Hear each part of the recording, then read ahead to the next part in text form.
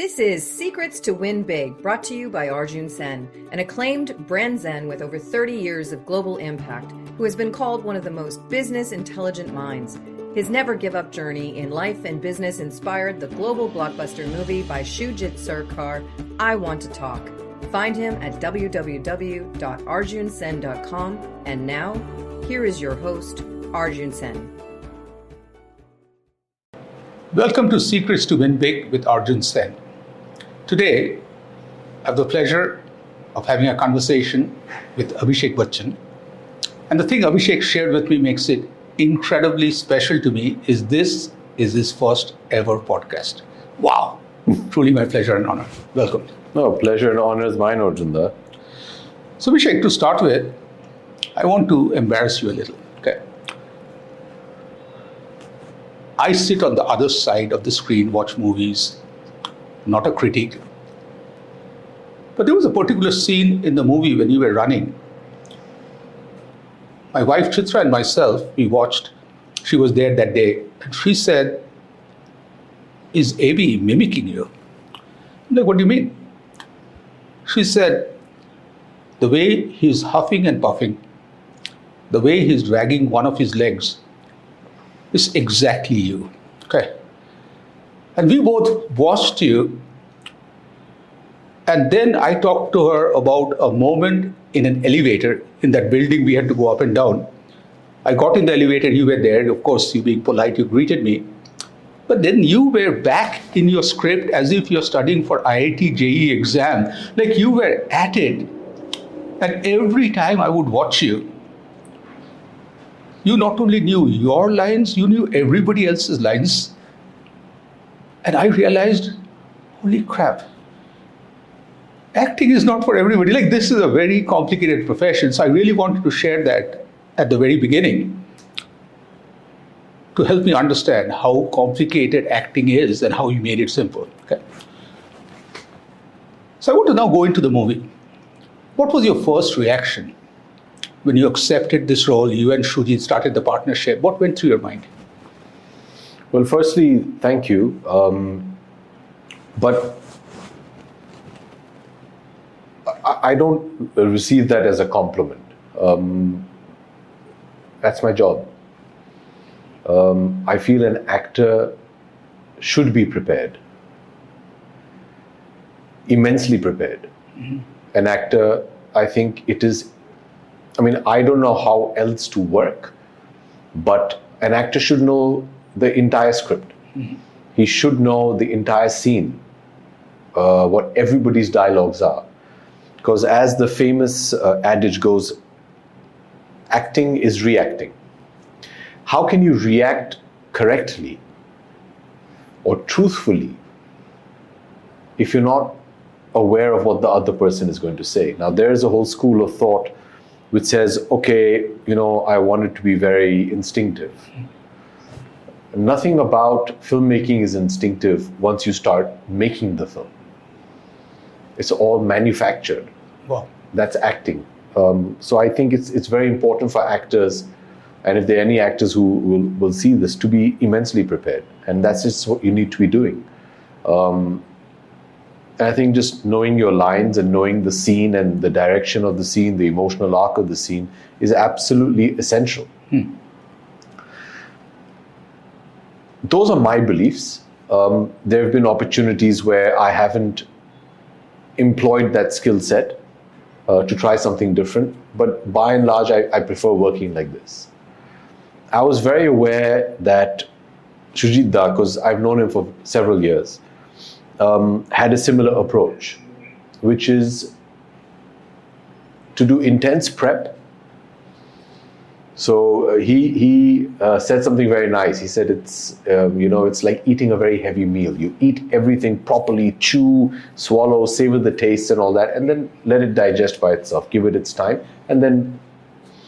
So our prep, I knew, was going to be long, extensive, and then once you're prepared, he's prepared the actor, or I'm prepared for the scene, and then whatever happens in the scene, as instinctively as possible, happens. So I knew he had this approach, so I was very keen to do that. I've been a huge admirer of his work, and what he likes to say, but more importantly, how he likes to say it. I like the fact that he manages to find a lighter outlook to life. Life is tough. There are no easy days, but to manage to find a reason to smile through all that, I think is so nice. And I find that a very unique quality of Srijit Das. So I was very keen to work with him. We were actually in Melbourne, of all places, for a film festival, independently, and obviously knowing each other, we decided to have a meal together. And during the meal is when we just started, discussing a possible collaboration. He said, okay, there's something in my mind, let me get back to you. And when he did, in fact, it was exactly where we're sitting in his office. And he didn't even tell me the story.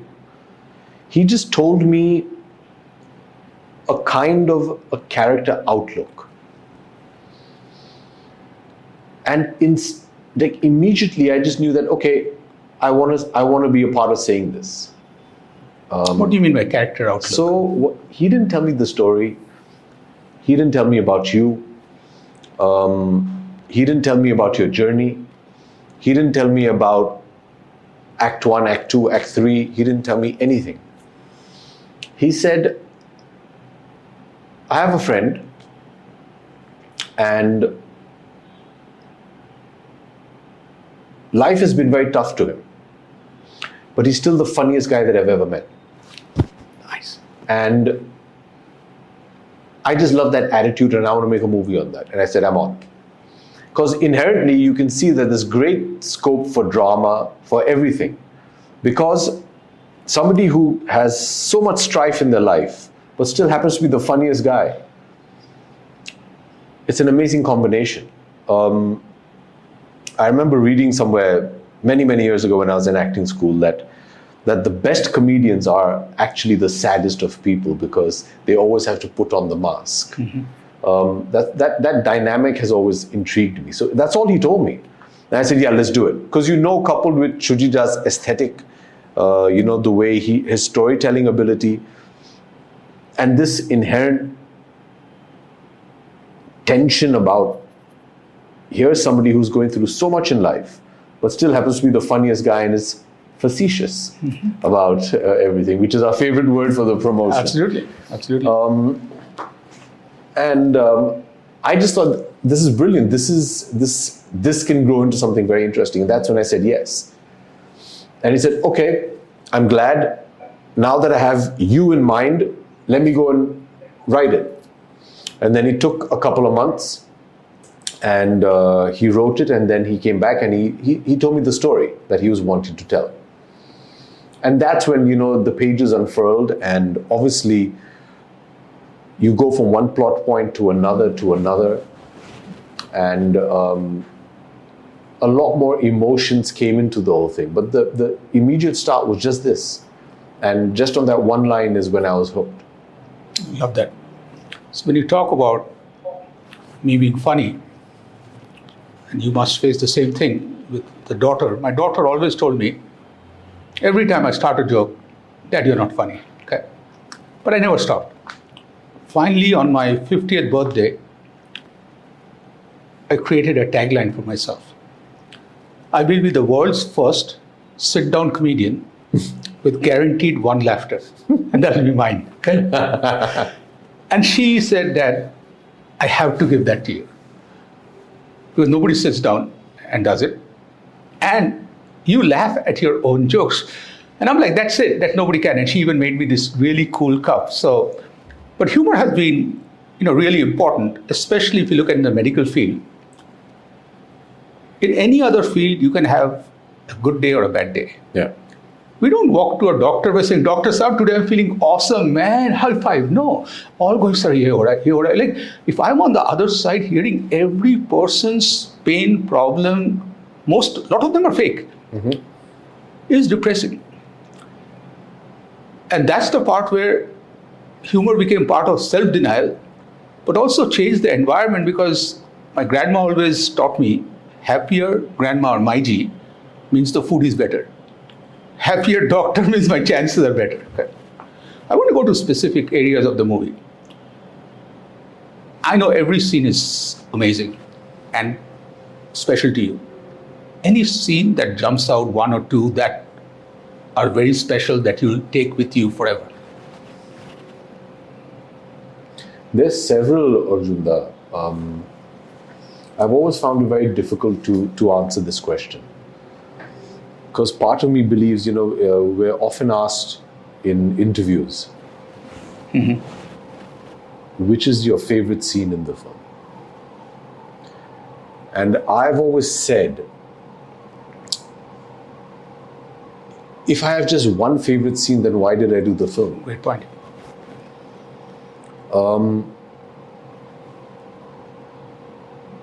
I try and look at an overall picture. What is the film trying to say?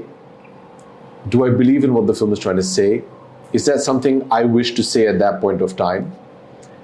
And would my daughter be okay seeing this film? These are certain things that I use as a criteria. This film ticked all the boxes.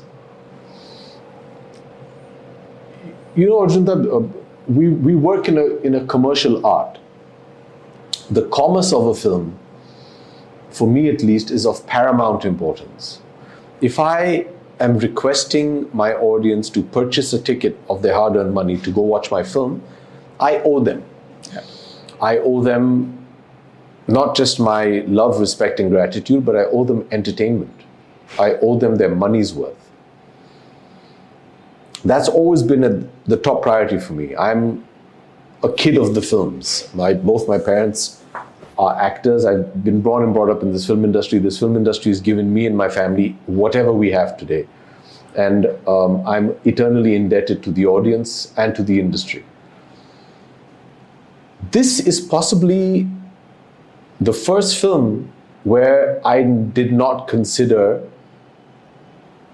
the commercial aspect of it.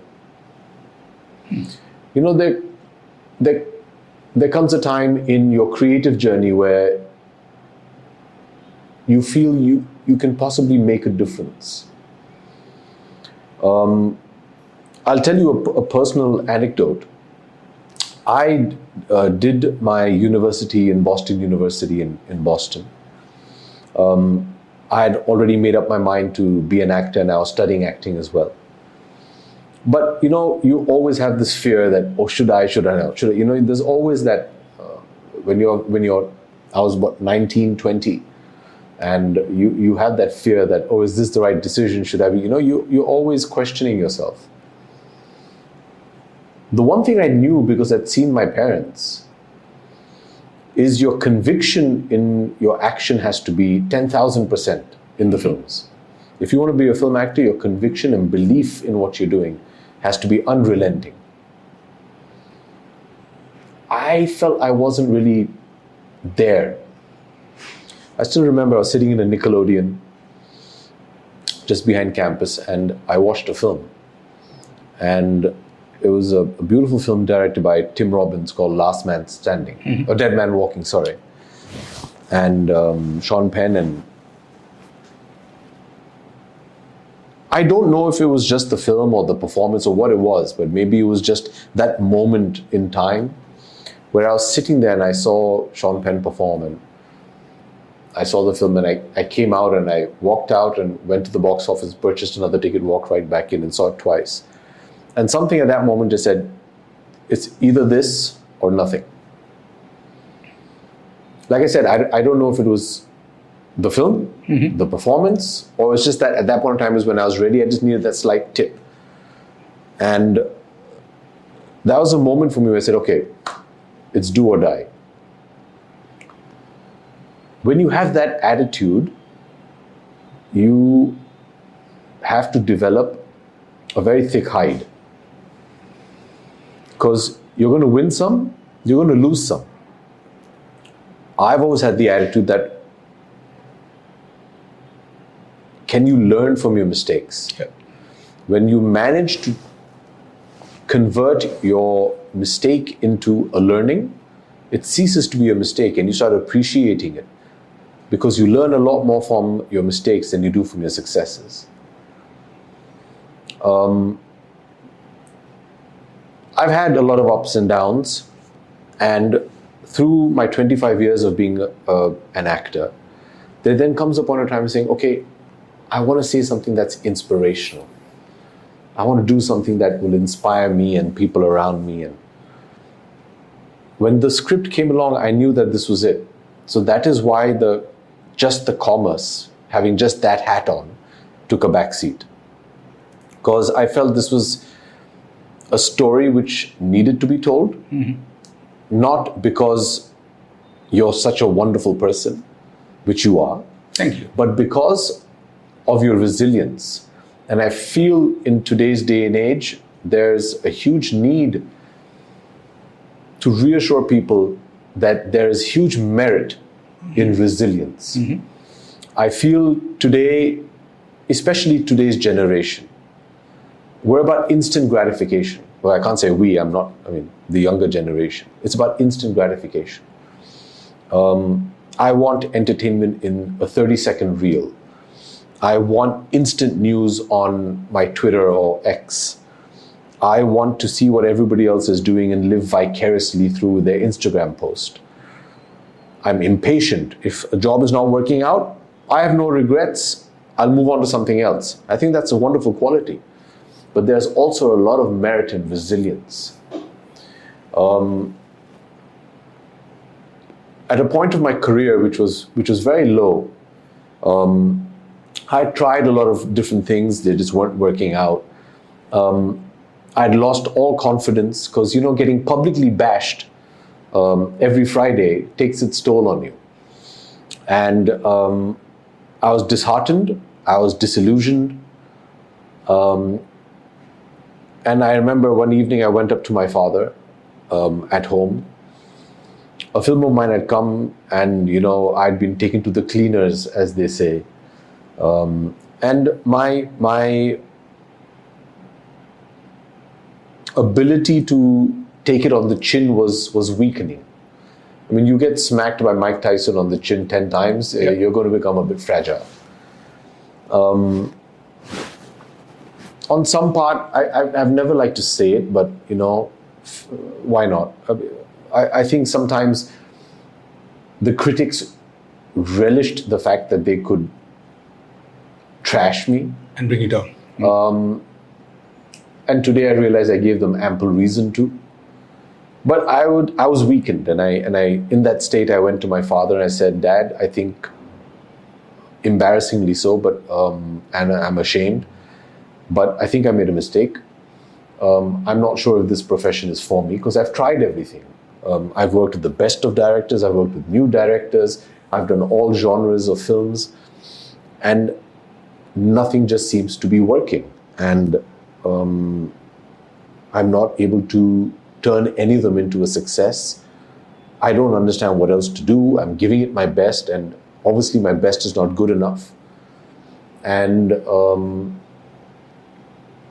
I think I made a mistake, and I think I need to look at doing something else. And he reassured me. He said, look, I'll talk to you as a co-star. I'm not going to talk to you as a father. As a co-star, I'm telling you, you're nowhere near the finished product, but you're improving. With every film I see you improving. You have a long way to go. You need to work on yourself. You need to work a lot harder, hone your craft, but you're improving. Stick at it. I didn't bring you up to be a quitter. So go out and fight. That's resilience. And you realize, and then I went back to my room, and I was very emotional, of course. And I was just reviewing my father's life and the problems and the ups and downs that he's had. But he never gave up. He kept fighting. There was a time in the mid-90s where he had taken a sabbatical from films and for health reasons, and then started the first ever corporation in films in India. And part of his deal with that was that he had to get back to acting. He came back and he felt he was out of touch, and we went through a huge financial problem, had crores of debt, and he never gave up. And he said, I will not stop till I pay back each and every last penny. And he did. And look at him today. At that point of time, I remember he came onto the table. He said, guys, we're in severe debt. We have no money. I'm borrowing money from my accountant to buy the rations. And we need to think there's government agencies that are, come to collect money and stuff. And there's, I've been given a lifeline, and somebody wants me to do this TV show. And my reaction was like, yo, Amitabh Bachchan, you can't be on TV. In those days, it was unheard of. How do you make this my hero, who I see on 70 mm, 100 feet tall? No, you can't be on television. He said, well, they're giving me money, and this money will help me tide things over.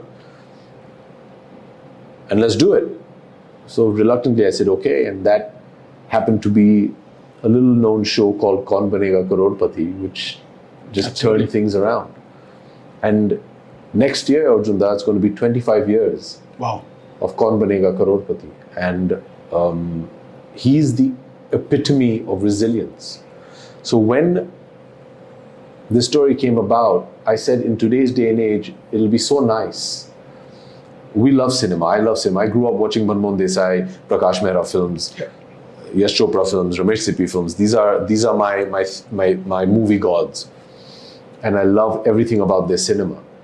But it's also nice once in a while, Arjun, to, in the middle of all this noise and action bonanza, is to have this one clutter breaker of a film that comes in there and just makes you think. But more importantly, instead of just think, it just makes you feel. We've all been in those darkened theaters where you just watch maybe a very personal, intimate film, and you come back and you just feel so nice because it touched you in some way. I think it's time for a film like that as well. I love commercial Hindi cinema. I live for it. Yeah. But it's nice to do something like this once in a while. And that was, I think, one of the overreaching aspects of this film that I really loved. So as I'm listening to you, there's a saying, early days, when Vikings went to a new land, first thing they did was burn the boat. Because the moment you take that option of leaving and quitting out, you play it totally differently. Yeah. Okay? And that's the part where when you talked about that movie experience, seeing it twice, I really felt that, I'm so glad you shared, because you see the world differently. The moment you say, I'm in. But then we are human beings, okay? Things happen. We get close to giving up. And then there's a Sherpa comes in our life who that day just needs to give you a shoulder to lean on. Yep. And I really think that as you're sharing the story, I think it's a thing that is bigger than this movie, the story of Arjun, is everybody's story. In everybody's life, there's a guarantee that you and I can sign for them that there will be a moment they will think they have a Mount Everest in front. Okay. The whole decision is, do I give up or do I continue? Yeah. And only if you continue, the Sherpa will show up. Because think, you wouldn't have had that magical moment with your dad. If you gave up, you could have done something amazing. Okay. And two things would have happened. You would have missed, and back in your moment, you would have had. Okay. I'll throw a very random story at you. Okay. I heard this story, I just couldn't believe this. Alexander the Great, 23-year-old kid starts to conquer the world. I have no clue why people are following him. He goes to this first island called Island of Tyre. People have tried to conquer, given up. Everybody said, let's go, let's leave this. He said, no, we'll wait here. If we don't conquer, we won't. And as they conquered that, in their journey, unquit became very important because they never stopped. I want to go back to the movie a little bit, okay? I want to talk about a few scenes, not favorite, but they were very hard-hitting for me personally. One is when a doctor talks about less than 100 days, okay? I want to get a little bit of your feelings, if you are comfortable sharing. Like, how did you take us through those scenes? Especially that one moment, which is like very tough for me. So I want to hear from you.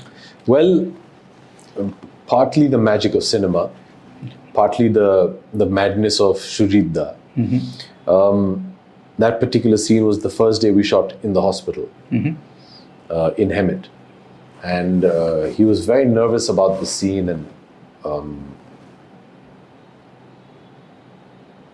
as you saw, he's so frantic on set. तो वो बोलते ना हड़बड़ाहट में. In that, the scene happened and okay, done. And I was driving back to the hotel and I'm like, wait, that was a really big scene. And I called him. He said, no, mil gaya. And then when I saw it afterwards, the context and the subject of the scene is when it hits you. But sadly, sometimes in cinema, because of circumstances out of our control, you can't really savor the moment the way it comes out eventually. I just loved, my favorite part of the scene is when he gets up, he picks up his clothes, he says, okay, fine, I'm not paying your bills. Go collect your money from a dead man. It's very easy to, when you have a character like this, Arjun, to become melodramatic about it. Or to become very intense and really milk it for what it is. I loved the fact that Shujitda didn't want to do that. I loved the fact that when we said that he's the funniest guy I know, I wanted to maintain that one aspect. There are very few moments in the film where Shujitda just lingers on Arjun wallowing in self-pity. You don't see him do that. So even in that scene, it can be a huge aha moment. You have 100 days to... What? Wait. You made me a statistic. I've got 100 days to live. 100. I can do that. He didn't want that. His attitude was, I've got 100 days to... You're making me a statistic? 100? Okay. Where are you going? You need one? No, I'm going home. And I'm not paying your bills. Good luck collecting the money from me. It's such an unusual reaction. And that makes it unique for me. So I love the fact that I never wanted to wallow. It's very tempting as an actor. And I'll admit to you, there were times where we used to debate it. I'm like, no, Shujitda, let's revel in it. Audience will love this. Make them cry. He's like, no, I don't want to make them cry. I want to inspire them and I want to make them laugh. So once you have that attitude, you start focusing on that aspect of the scene. So very seldom did I get to actually work with the deeply emotional side of it. My weightage and concentration was always more on how do I end the scene with a smile. So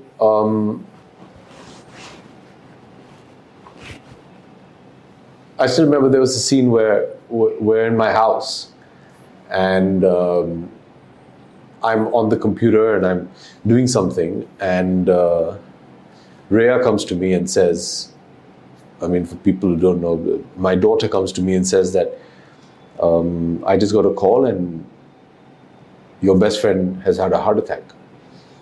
And Shujitda just kept a very slow trolley coming into me from just above the screen of the computer.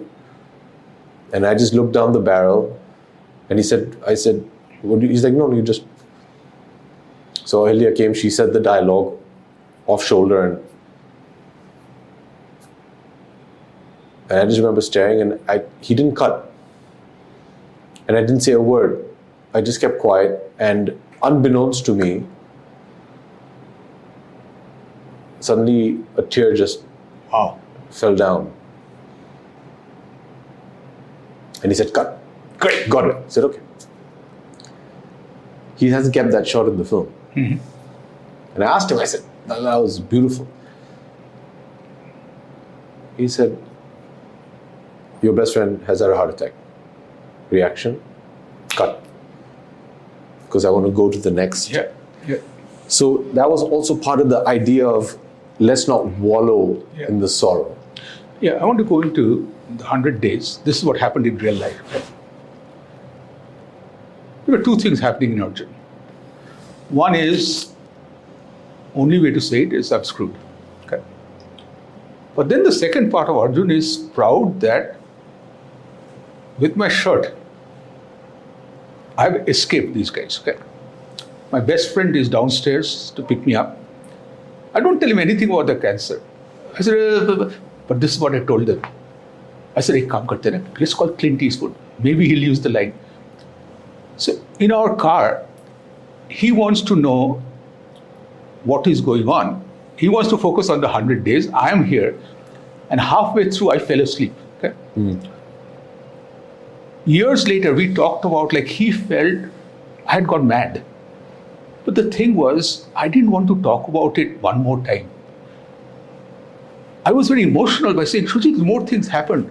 But that was the magic of Shujit Sarkar's storytelling, was just to tell enough. Audience is not dumb. They figure it and they process with you. And that was magical. So I have a final question. Okay. I've found one scene that really touched me. Yes. For three reasons.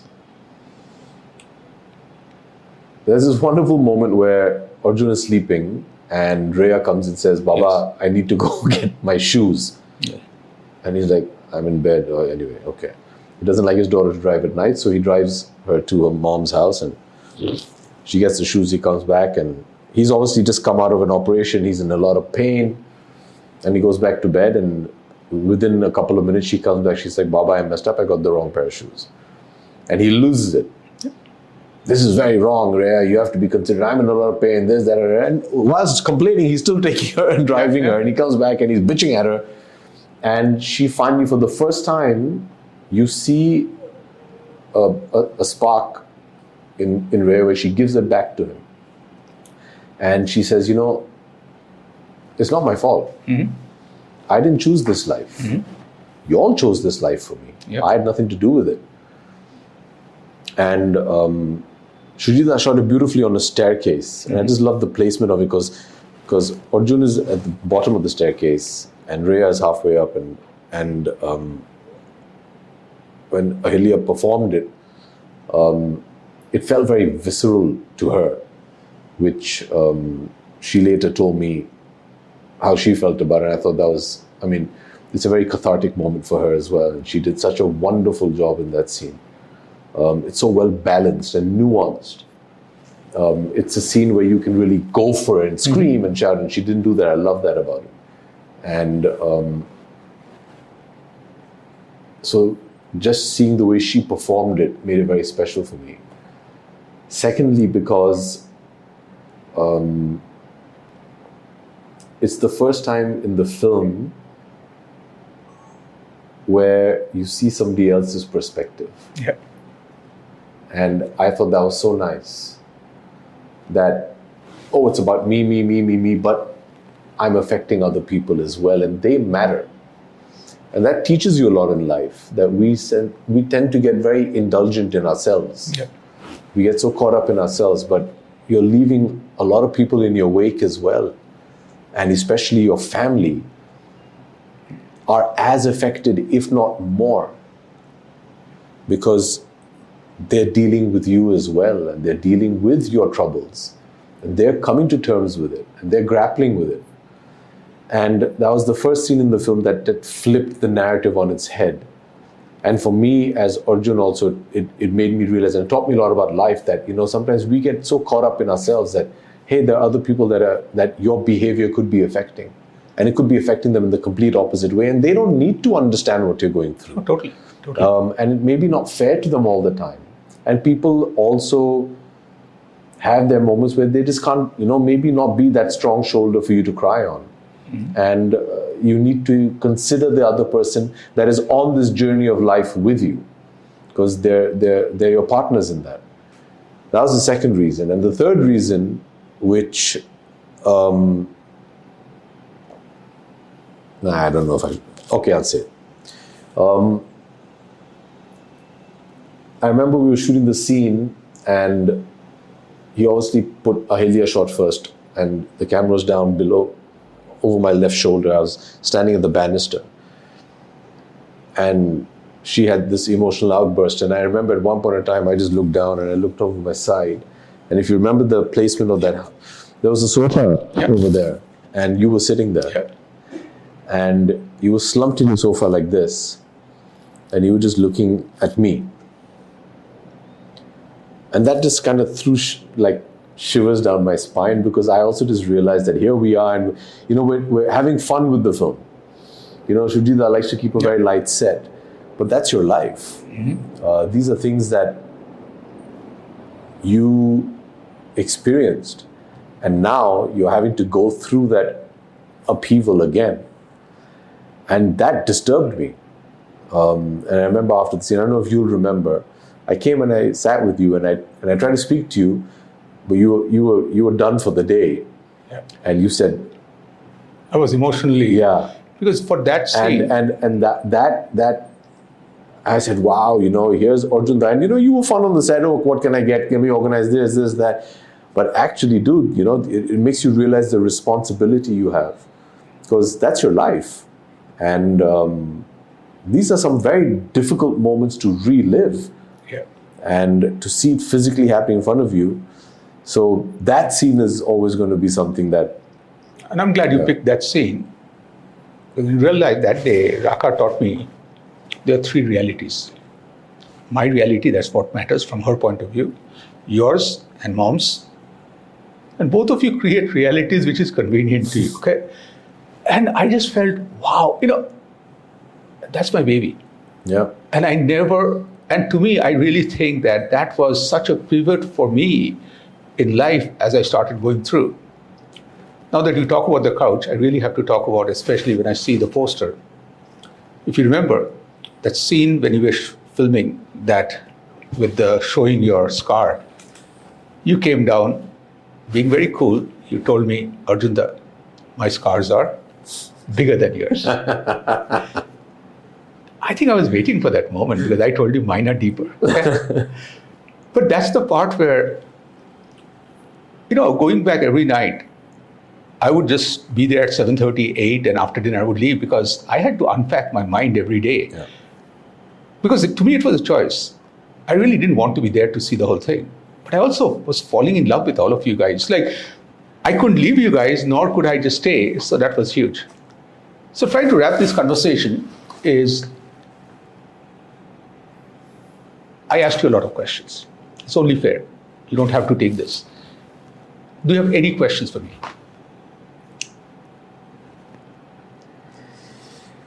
I think I've figured out your raison d'etre. I mean, having spent the last 1 year literally living inside your head, I think I've figured that out. It would be very tempting if I'd met you for the first time for me to ask you, what was the reason that you gave yourself every morning? But I think I figured that out. And I'll leave it for your audiences to see it in the film, and I hope they can figure it out, because it's not something that's spoon-fed to you.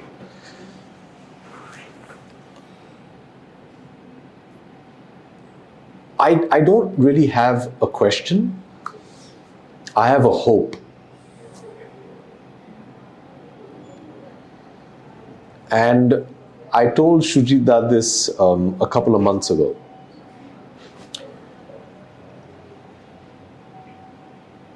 I hope we get that moment where we manage to see the film together on the screen. And I pray to God that whilst watching the film, once it ends in the end title scroll, I hope that you can tell yourself, you did a good job. Not to me, to yourself, that you lived a good life. And I hope that through the film you can realize what an amazing person you are and what an inspiration you've been, not just to me, but you will be to everybody who watches the film. And I really hope you kind of give yourself the proverbial pat on the back saying, you know what, mate, you did well. That's very kind, and I don't get moments where I'm lost for words. But I want to put one thing in perspective. Every time a compliment like this comes, earlier, I would just try to say, no, not me. Okay.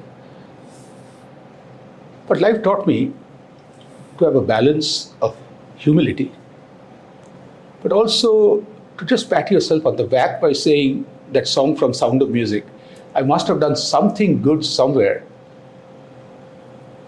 And I just think that life is that balance.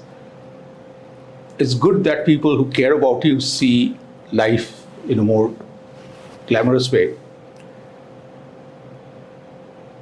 I also want to finish on a very simple thought. And that's what I would love this journey of this movie to be.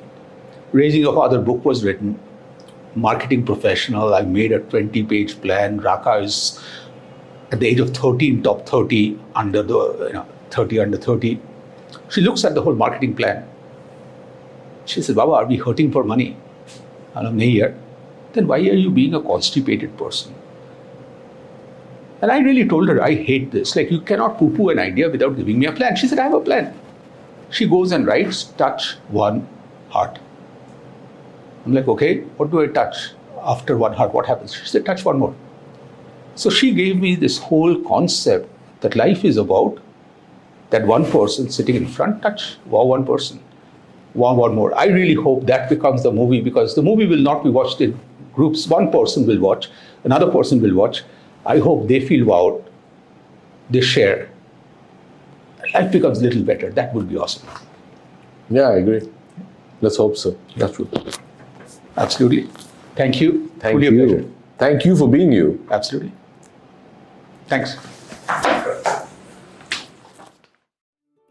You've been listening to Secrets to Win Big with Arjun Sen, an acclaimed brand zen with over 30 years of global impact, who has been called one of the most business intelligent minds. To learn more, visit www.arjunsen.com.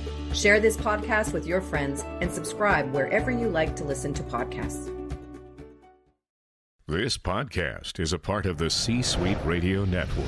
For more top business podcasts, visit c-suiteradio.com.